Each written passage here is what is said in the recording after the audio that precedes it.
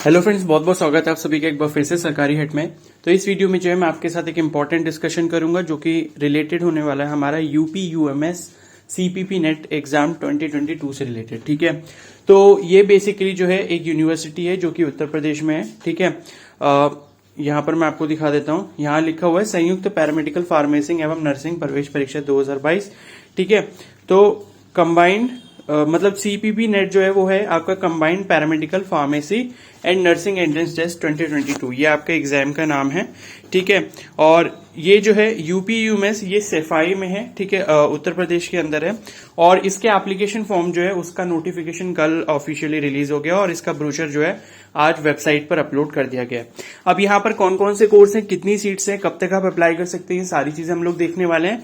ठीक है, तो यहाँ पर आप देख सकते हो ऑनलाइन एप्लीकेशन स्टार्ट फ्रॉम लिखा है 7/7/2022, यानी कि 7 जुलाई से स्टार्ट हो जाएगी। यानी कि आज 7 जुलाई है, तो आज से जो है आप इसका एप्लीकेशन फॉर्म फिल कर सकते हो। लास्ट डेट जो है वो इसकी 16 जुलाई 2022 रखी गई है। एग्जाम जो होगा इसका वो 28 जुलाई 2022 को होगा, थर्सडे को। ठीक है, और यहाँ पर जो है वेबसाइट इसकी ये लिखी हुई है upums.ac.in। इस वेबसाइट से आप जो है सारी इन्फॉर्मेशन ले सकते हैं और एप्लीकेशन फॉर्म भी यहीं से फिल कर सकते हैं।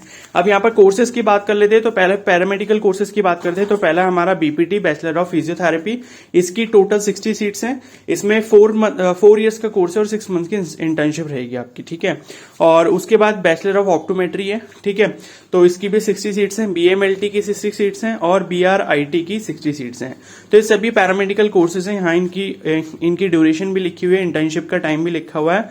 और यहाँ पर जो इसमें एजुकेशनल क्वालिफिकेशन आपसे मांगी गई है वो 10+2 मांगी गई है फिजिक्स, केमिस्ट्री और बायोलॉजी से। ठीक है, और इनको मिला के आपका मिनिमम 50% होना चाहिए। और जो एससी और एसटी कैंडिडेट्स हैं उनके लिए 45% क्लास 12 में होना चाहिए। और मिनिमम एज जो आपकी 17 ईयर्स होनी चाहिए 31/12/2022 को। अब यहाँ पर पीसीएम वालों के लिए नहीं लिखा है, तो यहाँ पर हो सकता है कि पीसीएम वालों को एलिजिबल नहीं मान रहे होंगे। ठीक है, फिर नेक्स्ट आपका बैचलर ऑफ फार्मेसी। ठीक है, बी फार्मा हो गया, ये भी आपका 4 साल का है। 60 सीट्स हैं यहाँ पर। और यहाँ 10+2 फिजिक्स, केमिस्ट्री और बायोलॉजी या फिर फिजिक्स, केमिस्ट्री, मैथ्स। ठीक है, और इसके साथ इंग्लिश होना कंपलसरी है। ठीक है, तो बी फार्मा के लिए पीसीएम और पीसीबी दोनों ही कैंडिडेट्स अप्लाई कर सकते हैं। लास्ट डेट जो है वो इसकी लास्ट डेट नहीं, जो इसकी एज है, मिनिमम एज वो 17 ईयर्स ही है। ठीक है, उसके बाद डिप्लोमा कोर्सेज हैं। पहला हो गया आपका diploma in general nursing and midwifery. ठीक है, तो ये जीएनएम का कोर्स हो गया और इसकी भी टोटल 60 सीट्स हैं। इसका ये 3 साल का कोर्स होगा। 10+2 होना चाहिए आपका इंग्लिश, उसमें सब्जेक्ट कंपलसरी है। बाकी और कोई यहाँ पर वो नहीं लिखा है कि आपका मैथ्स होना चाहिए, साइंस मतलब साइंस स्ट्रीम होना चाहिए, कॉमर्स स्ट्रीम होना चाहिए। तो यहाँ पर सिर्फ एक एलिजिबिलिटी लिखी है कि 10+2 में आपका इंग्लिश सब्जेक्ट होना चाहिए और मिनिमम आपके 40% जो है मार्क्स होने चाहिए क्लास 12 में। ठीक है, और एनआईओएस वाले भी जो हैं वो एलिजिबल होंगे। और जो साइंस के कैंडिडेट्स हैं उनको प्रेफर पहले किया जाएगा, यानी कि अगर मतलब साइंस वालों को थोड़ा सा वेटेज ज्यादा दिया जाएगा। ठीक है, यही चीज लिखी हुई है। और उसके बाद जो है एएनएम का कोर्स है, यहाँ पर उसकी भी 50 सीट्स हैं। 10+2 आपका होना चाहिए।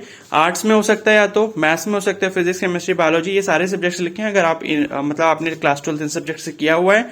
ठीक है, और तो आप जो इसको फिल कर सकते हैं। और दूसरी एलिजिबिलिटी लिखी कि 10+2 with any stream and pass out from any recognise board. ठीक है, तो सिंपली जीएनएम और एएनएम का जो कोर्स है 10+2 आपने किसी भी स्ट्रीम से किया हो, आप दोनों में ही एलिजिबल हो पाएंगे। अब कुछ यहाँ पर डिप्लोमा कोर्सेज हैं पैरामेडिकल के, जो कि 2-2 साल के हैं। इसमें 30 सीट्स हैं आपकी। ठीक है, और इसके लिए आपके पास क्लास 12 में फिजिक्स, केमिस्ट्री, बायोलॉजी या फिजिक्स, केमिस्ट्री, मैथ्स होना चाहिए। तो यहाँ पर जो है डिप्लोमा के लिए मैथ्स वाले कैंडिडेट्स एलिजिबल होंगे पैरामेडिकल में। ठीक है, तो यहाँ पर 30 सीट्स है। पहला आपका डीओटी है, डिप्लोमा इन ओटी टेक्नीशियन, यानी कि ऑपरेशन थिएटर टेक्नीशियन हो गया। फिर आपका डीईटी सीटी है, diploma in emergency and trauma care technician. फिर आपका डिप्लोमा इन ऑप्टोमेट्री टेक्नीशियन है, डिप्लोमा इन फिजियोथेरेपी टेक्नीशियन है, डीपीटी हो गया, डिप्लोमा इन डायलिसिस टेक्नीशियन है, diploma in CT scan technician है, डिप्लोमा इन कार्डियोलॉजी टेक्नीशियन है। तो ये काफी अच्छे कोर्सेज हैं डिप्लोमा वाले। ठीक है, जैसे डिप्लोमा इन कार्डियोलॉजी टेक्नीशियन है, काफी अच्छा कोर्स है ये। डिप्लोमा इन एमआरआई है। ठीक है, ठीक है, तो ये हो गया।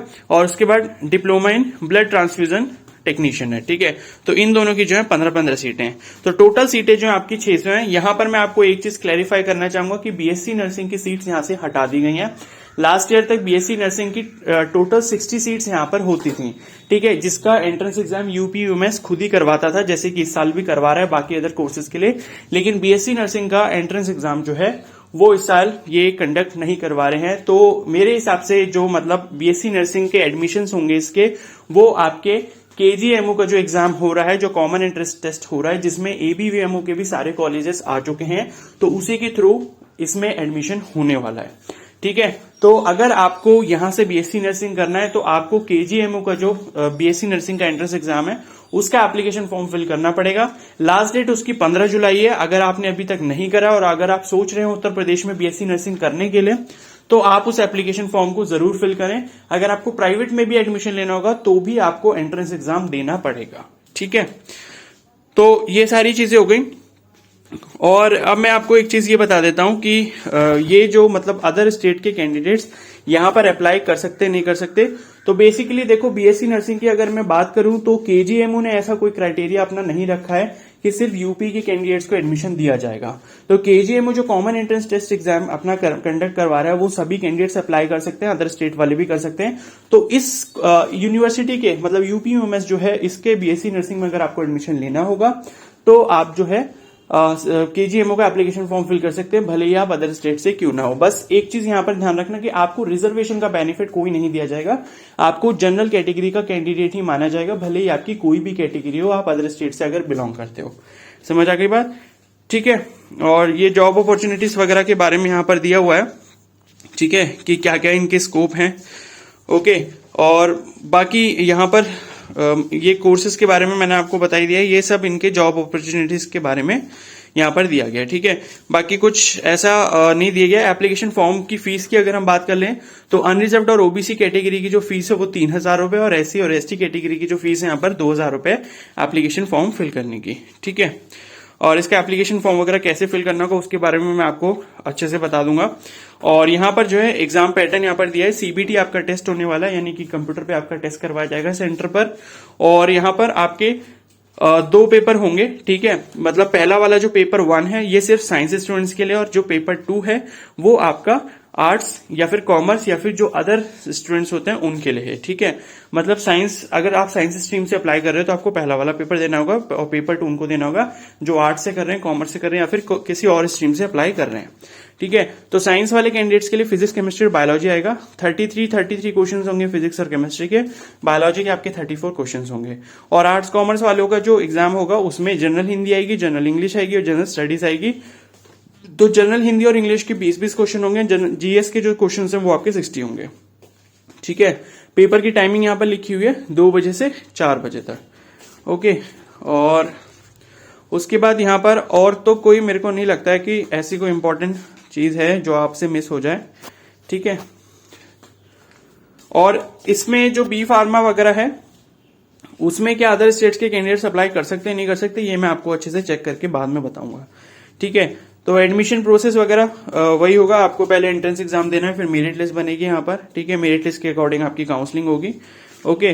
तो इस तरीके से रहने वाला है। और यहाँ पर जो है फीस के बारे में भी दिया हुआ है, डे स्कॉलर के बारे में फीस का स्ट्रक्चर दिया हुआ है, ठीक है। तो ये आप फीस देख सकते हैं 29,500 रुपए है वार्षिक डिग्री के लिए, और डिप्लोमा के लिए भी 25,000 रुपए, ठीक है। 1 साल की फीस है यहाँ पर, ठीक है। तो अगर आप डिग्री वाला कोर्स कर रहे हो तो अप्रॉक्स 30,000 रुपीज है, और जो अगर आप डिप्लोमा कर रहे हो तो 25,000 है। तो फीस नॉमिनल है, फीस कोई इतनी ज्यादा नहीं है, गवर्नमेंट यूनिवर्सिटी है ये, तो काफी अच्छा है। और हॉस्टल की फीस यहाँ पर देख सकते हो, डिग्री वालों के लिए जो है 34,300 रुपीज है, और डिप्लोमा वालों के लिए जो है 29,800 रुपीज है, ठीक है। और यहाँ पर जो है आपको कोई भी और कंसेशन नहीं दिया जाएगा, ये आपकी मिनिमम टू मिनिमम फीस होगी। तो हॉस्टल की भी फीस इतनी ज्यादा नहीं है पर ईयर के अकॉर्डिंग, 35,000 रुपए अगर आप देखो, ठीक है, डिग्री वालों के लिए, तो ये काफी ज्यादा नहीं है, ओके।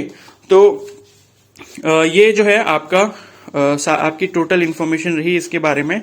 और इससे रिलेटेड जो भी अपडेट्स होंगे उसके बारे में मैं आपको इन्फॉर्मेशन प्रोवाइड कर दूंगा।